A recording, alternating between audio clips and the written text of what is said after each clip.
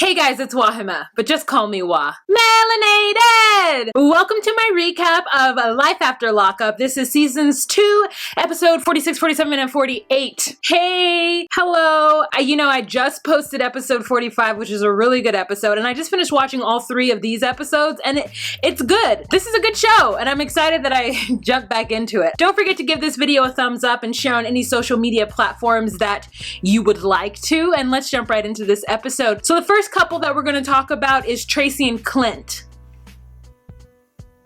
When the producers get to Clint's house, Tracy has been gone for over 24 hours. They had really good sex.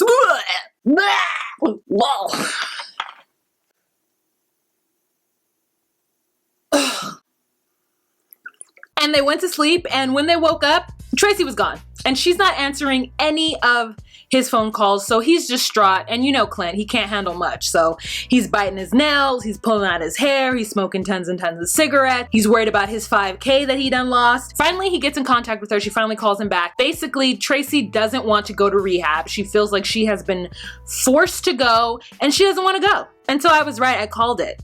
I knew that Tracy was at a low, but I knew that she hadn't hit rock bottom yet. She's really letting Clint down. I think now she's on meth, I'm not sure. God, it's just so sad. The next day, producers come back. They've had a little bit more conversation, Clint and Tracy. Clint's like, basically, she feels like she's being pressured and that I don't love her and that I'm not here to support her and she's just off somewhere in a trap house doing meth. I mean, who the hell is Tracy talking to? You know what I'm saying? To where she thinks that Clint doesn't love her and doesn't support her and that he loves and supports everybody else but her. Then she's also like, P.S. somebody's coming by the house to get the dope. It's in the top drawer. So he freaks out. You have it in my house? Like, no, I'm not doing this. And he throws his phone, he goes and finds the drug, and he flushes it down the dirtiest toilet I have ever seen. How is someone who has a job and a whole house keep that toilet so fucking filthy? I cannot. And then there's a cat that lives there too.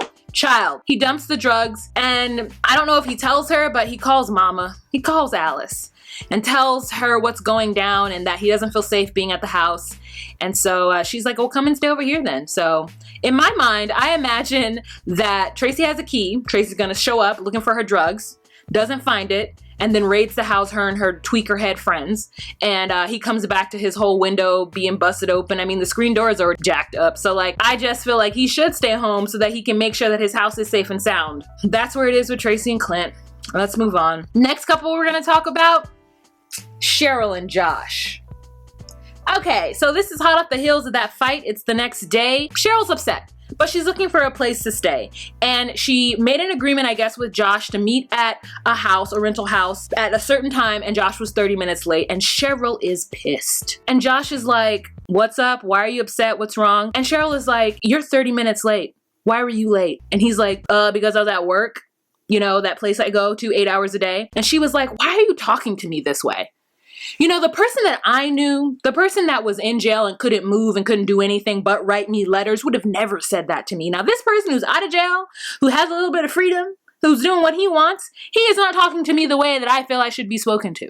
And Josh is just like, look, I am all the way over this. Okay, this is done. Why are we doing this? We're fighting literally every other day. We're up and down. I'm out of here. And she's just like, you're a fucking piece of shit. She just goes in, calls him all kinds of names. He's like, bitch, then leave. And she's like, well, you know, I gave up everything for you. I did this, and that, this, and that, and this is how you treat me. And he's like, look, you have been down for me. I admit that.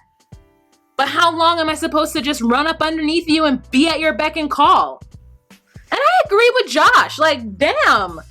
Leave the man alone. Like, he cannot do what it is that you want him to do. He has been in prison for 6 years. He wants to be around his friends and his family and people that are comforting him, and he wants you to fit into that. But you've been fighting with his mama. So, like, what's he supposed to do? So she takes off back to Michigan, which apparently, I don't know how long her parents have lived there. I don't know what the situation was in Texas. Girl, when she gets back to Michigan, it's a month later, and they're just like, oh, we're really happy to see you back in Michigan with the family. She's like, well, don't worry about it. I'm fine. You know, Josh wasn't the same person that he was when he was in prison. Duh. I'm happy to be around my family and my permanent babysitters. So, and I'm just like, ugh, you're the worst. And she says she's gonna get back on those pen pal sites and find her another inmate. So that is how she's gonna manage this crisis. Back to Josh. Josh is waiting at the rental for his mother to pick him up. She gets there, they have a conversation, and mother's just happy. She's like, good, I'm so glad you're done with that twig. And Josh is like, you know, Mom, I really did try. I do have love for her. She held me down. When I got out of prison, it just felt like she just wanted all of me all the time, and I couldn't do anything, and I wasn't doing anything right, and it was just too much. And I feel you, Josh, I feel you. All right, so the next couple that we're gonna talk about is Angela and Tony.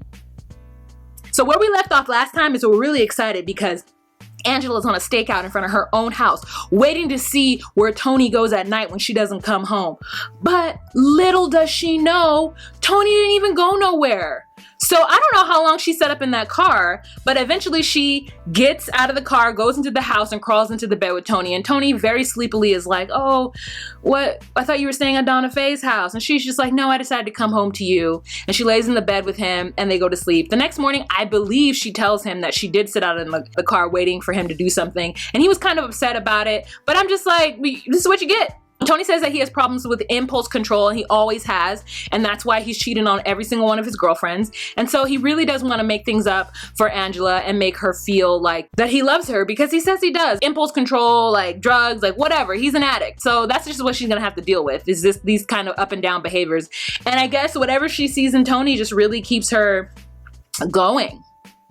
So their next scene is she comes home from work. He has planned this entire thing. You know, he's set out a table, chairs, he's got steaks on the grill, he's got champagne, he's put up lights. So she pulls up, he puts a blindfold on her, picks out a dress and an outfit for her to wear. She puts it on, he leads her outside, blindfolded again, and shows her this beautiful scene that he's left. And like the camera, when they're done, even pans out and does this beautiful like look up. I got a drone and everything to give us the full view. She's just like enamored, and she's like, this is the person that I fell in love with, and this is what I want all the time. And he's like, I'm ready to start planning the wedding. And she's like, all right.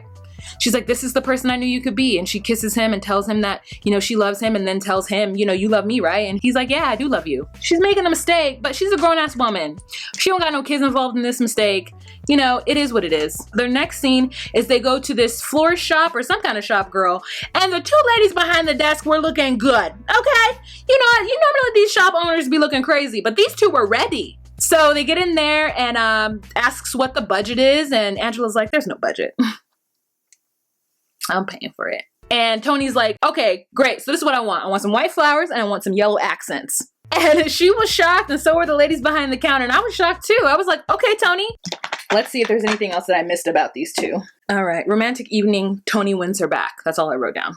Okay, so the next couple that we're gonna talk about is Lacey, Sean, and John. Sean and John and Shane, and Sean and John and Shane and Lacey. We're hot off the heels of Shane telling Lacey that he cheated on her right before they got married, which is the stupidest thing he could have done. So this makes Lacey very upset. And then she realizes somehow that John is no longer in jail. John is at a halfway house or some kind of rehab. The judge gave him that instead of time. So he's rehabilitating, and his plans is to win back Lacey. Now we start to realize that both families don't like the fact that these two are together. John's sister doesn't like Lacey and feels like Lacey has been stringing him along since high school. And Lacey's father doesn't like John because he's like, look, he's just a druggie. She calls Sean and she goes to meet up with him, and they talk and make out. Meanwhile, she's a married woman, and she tells Sean about Shane cheating on her and how she feels about that. And Sean is just like, you know what? I don't even know why you with that little ass kid anyway. He's just a country boy. He has nothing to offer you. He's just running all over you. And at first I didn't know what he was talking about. But then Sean ends up saying that Shane hasn't worked in 6 months, which I thought he was working, and that he just doesn't treat Lacey the way she deserves to be treated. And Lacey's saying that she thought she could move on, but John has always treated her in a way that she felt deserved of. The problem was the drugs. And that's tricky because I could get her being really into him when he was sober and then just really trying to push through the hard times. The problem is that she has 3 little ones that she has to think about, and it feels irresponsible. She also tells Sean that she's gotten a tattoo of Shane down there.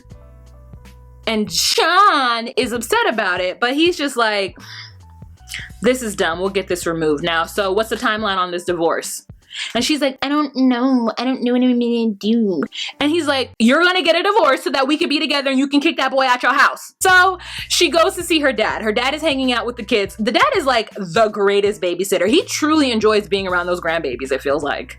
Every time he's with them, he's just like really engaging. Comes upon them on the pier and her little baby Gia runs up to her and just gives her a huge hug and she high fives all the kids and they're really excited to see her. Then she tells the kids to go over there so she can have a conversation with Pappy. So she ends up telling her dad everything. And I'm like, you know what? This relationship is awkward, but enviable at the same time. She's like, I just hung out with Sean and I told him that Shane cheated on me. And the dad's like, well, you know, you married Shane. It's a one-time thing. You know, he's over it. You gotta stick with this marriage till death do you part. And she's just like, no.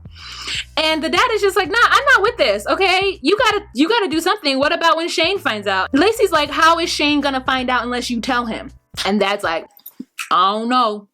I love her dad as a supplemental character in this. I love him. I think he's really good TV. So then the next part of their segment, Dad comes over to Lacey's house to help Shane put together the trampoline. Meanwhile, she is in her room FaceTiming with John, having him take off his shirt. Dad really wants to tell Shane about Lacey and John, but he's like, you know what? I'm not gonna get involved in these two business, but I really like Shane. I think he's a good kid. They're putting together a trampoline, so they're bonding. But Lacey's like, I don't buy this. I feel like he's just trying to get close to my dad because he knows he messed up and he knows he's in the doghouse. And I'm just like, girl, this is all made up. This is all real fake, okay? All right, so the next couple that we're gonna talk about is Brittany and Marcelino. So where we leave off with Brittany and Marcelino is that Brittany has decided that she's gonna look for her children. Marcelino's worried about money. Brittany comes home with Giovanni and a new puppy, which again makes him worry even more about money. He has lost thousands of dollars at poker so far. He hasn't told Brittany about it because he thinks Brittany is worried about other things, which she is. And he feels like as the man, it's his job to worry about the finances. But her bringing home this dog has really got him shook and she doesn't understand why he's so upset about it. And I think it's because he needs to tell her about the money issues. So he says that he's gonna go hang out with his cousin and play some poker, win some money. He doesn't. He's actually paying money to go to a poker professional to get help with being a better poker player. And she's trying to break him down to get him to understand that he needs to let go and just let her help him. But he's like, I'm not a bad poker player. You know, I'm good. And she's like, no, you are a bad poker player. Let's start from there. Stop lying to yourself about it. Stop lying to yourself. Stop lying to your family. Stop lying to your wife especially. Okay? And so he's like, I'm not lying to her. I'm just not telling her. So it's just like, okay, Marcelino.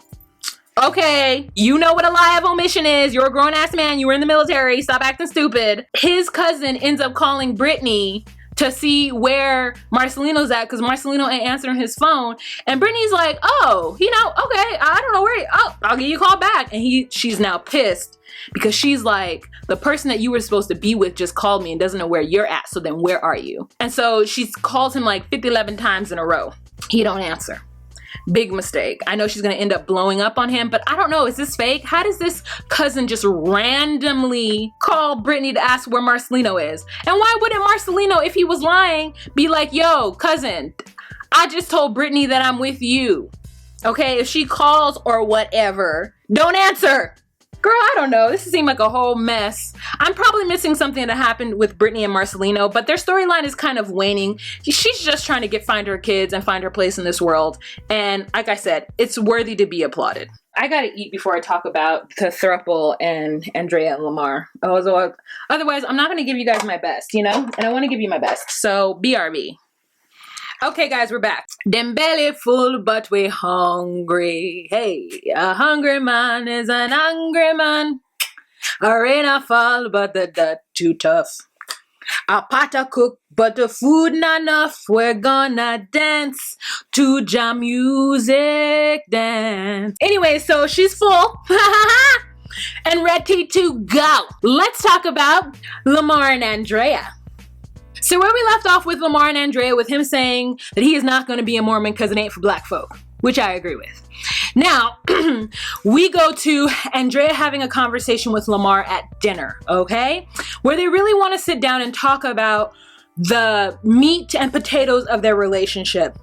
Andrea is wearing the most ridiculous choker I have ever seen. The most fake, bling, thick choker I have ever seen on a grown woman. She's sitting across from Lamar. I think Lamar is so handsome. And basically they're talking about whether or not they should get a divorce, and Lamar doesn't want a divorce. Andrea doesn't want a divorce, but she says it's not right for a married couple to not be living in the same house, to not be sharing a bed.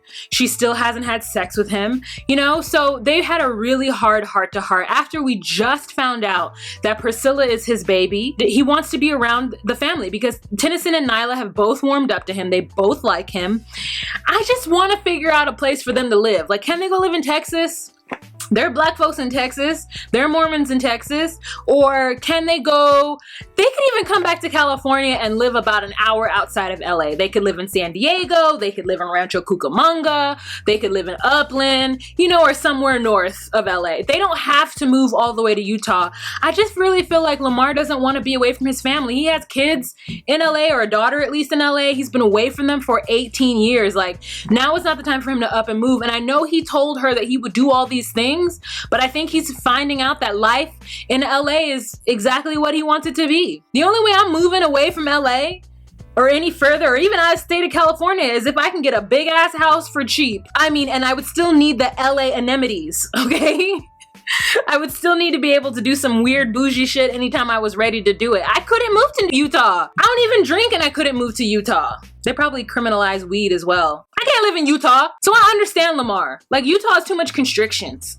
Too much restrictions on our souls. And I understand her point of view too, but there are other places that she can go besides Utah and be a Mormon and have her kids be in a safe, you know, nice environment that she wants them to be in. So anyways, the next day she is rifling through Lamar's pockets and she finds some condoms and she is livid, but she doesn't want to argue with Lamar in front of the kids. They're all making breakfast and they're having a good time and they're sitting down to eat, and Andrea is like, I put poison in everything. I'm just like, Andrea girl, you realize your kids are here? And Tennyson's like, you realize that you're poisoning your 7-year-old as well? I love Tennyson. She calls her homegirl, tells her homegirl to come and pick up the kids so that she can have a conversation with Lamar. And she tells the kids, hey, you know, Shelly's coming to get you. And Tennyson is like, why is Shelly coming to get us? Is there something going on? And you could just see she is pissed. And Tennyson can see it too. Tennyson is like, I can tell my mom is really upset. I wouldn't want to be Lamar.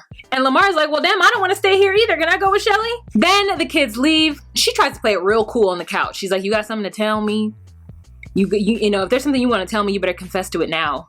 And I'm like, girl, just tell this man what's going on. He's like, I don't even know. I mean, it's just so contrived and long and drawn out the way she makes him find the condoms. And he finds the condoms and he's like, oh, it is. And she launches herself at him. This man falls over and like runs into producers on the bed. She's socking him out. And it's just like, damn, Andrea.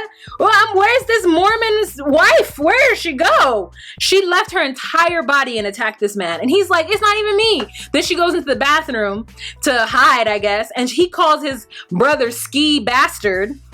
And it's like, yo, Ski, what you have in my pockets? And Ski is like, I don't know, what are you talking about? The last time you were wearing my jacket, you left something in the pockets. What did you leave in the pockets of my jacket? And he's like, oh, condoms. And Lamar's like, see? And she's like, you told him to say that. Lamar is like, I just called him on the phone. It was on speakerphone. I didn't tell him what was in them. You want to talk to my brother? No, I don't want to talk to your brother. At this point, she's just being belligerent because she knows now she's acting a whole fool in front of all these people. So she comes out of the bathroom. She's hiding under the covers. She ends up talking to Ski. Ski says that he's sorry. She hangs up the phone with Ski. And then Lamar's like, okay, now what?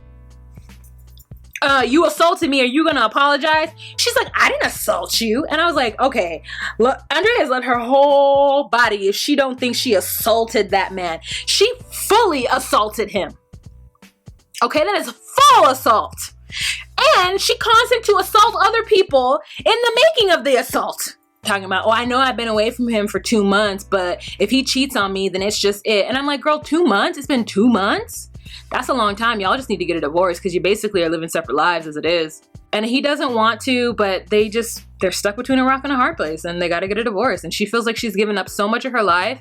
She spent 7-8 years loving this man and he made her all these promises when he was in prison. And now that he's out, he's just not doing the things that he promised. And I'm like, yeah, because when he was in prison, like what else could he envision? Especially if he had been there already for 10 years. He's like, yeah, I want to move to Utah. I don't care. I just don't want to be here. You know? And then he got to LA. He's like, okay, Utah. Ain't no black people in Utah. Ain't no chili cheese Fritos in Utah. Ain't no alcohol in Utah. You can't even get yourself a little smoky smoke, a little drinky drink. Like, why am I move to Utah? so I can be on another kind of parole? Hell no. He stepped up his necklace game, because his necklace didn't used to be encrusted. It used to just be a like plate of Africa, like gold, and now it has little diamonds in it. I love him. I hope he isn't Hotep. He might be, but you know what I'm saying? I love Lamar, and I hope he can find somebody who can love him and treat him the way he deserves to be treated. I mean, I feel like he's a good dude and he's doing what he needs to do, and that's hard to do after you've spent 18 years in jail. And Andrea's putting a lot of pressure on him to be somebody that he's not. And it's not fair. It's not fair to either of them, you know? Let's move on to our last throuple, and that is Megan, not Markle, Sarah and Michael and Maria. Okay, so where we left off in last episode, episode 45, Sarah, with the black scent, has asked Michael if he came alone and who was the person that he came with. They sitting up in her house right now. And Sarah's like, is it Megan? Michael's like, no, it's not Megan, it's somebody else. Sarah is pissed off. I mean, this man takes mama to a place that I know that a ton of women have been. Just so frustrated, so exhausted, and just the fire. I could see the fire rising up in her, from her throat up into her face. You gonna come and visit your kids. You don't even have the common sense. You don't have the wherewithal. You don't even have the decency to come by yourself. You're gonna bring another person in and introduce a whole nother woman to your children while you're trying to get to know them, while they're trying to get to know you. Does that make any sense, Michael? Also, you and I aren't even done. We are not divorced. It's one thing if you had come here with Megan, the person that you ruined us for, but to come here with some other bitch? Absolutely not. And then he tries to gaslight her again, doing that whole thing. If you didn't think I was a good dad, or you didn't like me, then you wouldn't want me around the kids. And that's just stupid. She's like, tell me who it is. Tell me what you're planning on doing. And he's like, bitch, and she was like, oh, hell no. She kicks him out of her house, slams the door, and she is pissed off. Michael says to the cameras that he doesn't understand why Sarah is talking about anything but those kids.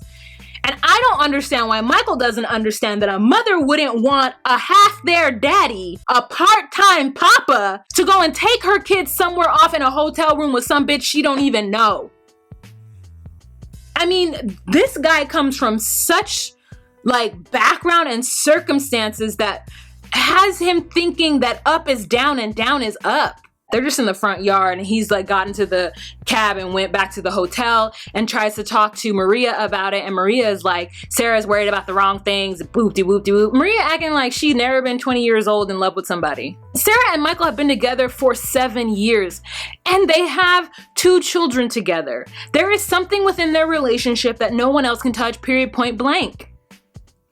It's not just like, oh, it's over. He cheated on her while she was pregnant with their second kid, got her pregnant immediately after he got out of prison. Baby's maybe 3 months old. So this all happened within the last year. She went from waiting for her man to come out of prison and holding him down to a year later arguing with him in front of her house. And now he's on the second woman in a year. So listen, I know I didn't feel sorry for her in the beginning, but now I really do feel bad for her. Michael leaves, she gets back in the house, and she's bawling her eyes out. Sarah ends up going to see a lawyer and talking about what her rights are, because she's worried that Michael could just come and take the kids and leave because they're legally married and they share custody of the children, even though, you know, he's not around. The lawyer tells her what's gonna happen, and she went through with it, and she now has temporary full custody of the kids. And Michael got served papers, but I guess he didn't read it all and didn't like understand what was going on. Cut to Megan. Megan is worried about Michael because Michael hasn't returned a phone call from Megan in 3 weeks. Okay, so she is just like sitting down writing a song. Apparently she's a songwriter, and that is what really got her and Mike bonded. They used to write songs together, I suppose, or something. I don't know, girl. And she decides that she is going to call Caroline, Michael's mother, to even see if Michael is still alive, because she's worried. And like, I totally know what she's going through. I hate it when guys ignore me. Guys that I'm friends with, because all I think is, oh, you must be dead. I've been that friend. I'm like, oh, are you dead? Just to get them to respond, no, I'm not dead. Great. Bye. I don't even care. Now I'm mad. He's not responding to her, so she calls Caroline, and she's like, I want to know if you know if Mike is in Flint, you know, what's he been up to? And Caroline's like, oh, girl, I don't want, what? Girl, I am not trying to get in the middle of y'all's relationship for real though. Like, I don't know where he's at. He's not here. Like, you know, Megan's like, basically, I just want to know if he's alive, if he's back in jail, because he just hasn't been responding to me. Caroline's like, yeah, I mean, I guess, yeah, he's alive. All right. And then they hang up. It's an awkward conversation. But she did it, and now she's just like feeling some kind of way. I hope she learns her lesson and leaves Michael alone. Let him go. 3 weeks, girl? Nah. Not Marcelino. She's like, but I don't give up, and we have this bond. I'm like, girl, whoa. I hate to see girls go through shit over these no good ass niggas. Like, he don't even got shit to offer her. He don't got a house. He don't got nothing to offer her. But you know, when you in love, girl, you in love. Then we kick back to Michael and Sarah. Sarah apologizes about the argument they had. What she really wanted to tell Michael when he came to her house before she found out that he had brought some other bitch to Rochester was that she had made arrangements for them to go see a therapist, her therapist, Dr. Jana. He agrees to it, tells Maria. Maria's like, okay, you know, as long as she understands that it's all about the kids and it's not about y'all, you know, I'm not worried about Sarah. Whoop-de-whoop-de-whoop. There's a scene with Maria where she's like, listen, if Sarah want to come for it, she could pull up. And I'm just like, what? Leave Sarah alone. Why are everybody trying to fight Sarah? They go to the therapy. Sarah is expressing herself, talking about how she feels, about what she wants out of this. And Michael, you know, answers a few questions. The doctor basically tells him, like, look, you're going to repeat the pattern of your dad. You're treating your children just the way your dad treated you. You know, he basically says that he felt like his dad just moved on with his life and didn't care about him, and that, you know, he would hear his parents on the phone arguing and he would stick up for his mother, but he doesn't want that with his kids, even though that's exactly what he's doing with his kids. It's so crazy that he can't recognize it. When Sarah says what she's feeling, he doesn't believe her. He feels like, you know, he's heard her tell Aviana on the phone that her daddy doesn't love him, which I don't believe is true. And if it is true, that's really bad on Sarah. Why would she tell Aviana that anybody doesn't love her? That's really mean. And so Sarah gets upset, you know, because she's just so frustrated with him. And they talk about the bond that they have that, you know, no one else can touch because, you know, they're best friends and maybe they shouldn't have been together and all this stuff. And she, you know, outside of the therapy office, they have a whole conversation about it where he asks if he can see the kids, and she's just like bearing her soul to him, and he's kind of listening, I guess. And he doesn't feel any guilt, or maybe he does, but he just kind of pushed it away. So he's like, can I come see the kids? And she's like, sure. Where? When? He's like, tonight at your house. And she's like, okay, that's fine by me. And he's upset because during the meeting, he finds out that she has temporary full custody of the kids, and he gets really pissed. Dr. J has to explain to him exactly what that means. He's like, doesn't even make any sense. I didn't sign any papers. I wasn't there. And she's like, you were served. You saw it. You need to read it.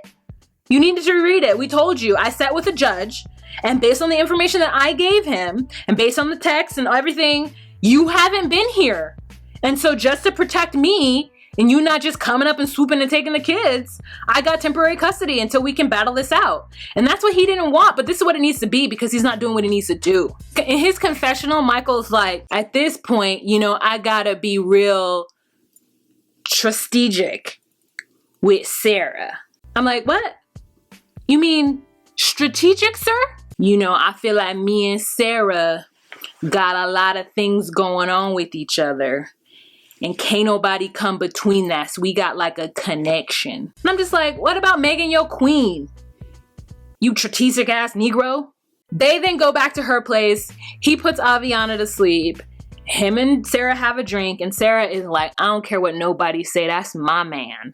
And we're just like, dum, dum, dum. I'm just like, girl. And Michael called it too. Michael said that he knew that if he just gave the word to Sarah, that she would run right back to him. And she basically feels that way. She's like, I don't care. He's my man. Girl, you're in for a world of hurt messing with this Negro. This old bat-looking ass vampire Negro. All right, you guys, so that's the end of this recap. Let's have a kiki and a conversation down in the comments section. Let me know what you thought of these last couple of episodes. Don't forget to check out these videos right here. Stay on YouTube. Let the algorithm know that you love your girl. And remember to be you, be true, and find your place. Bye.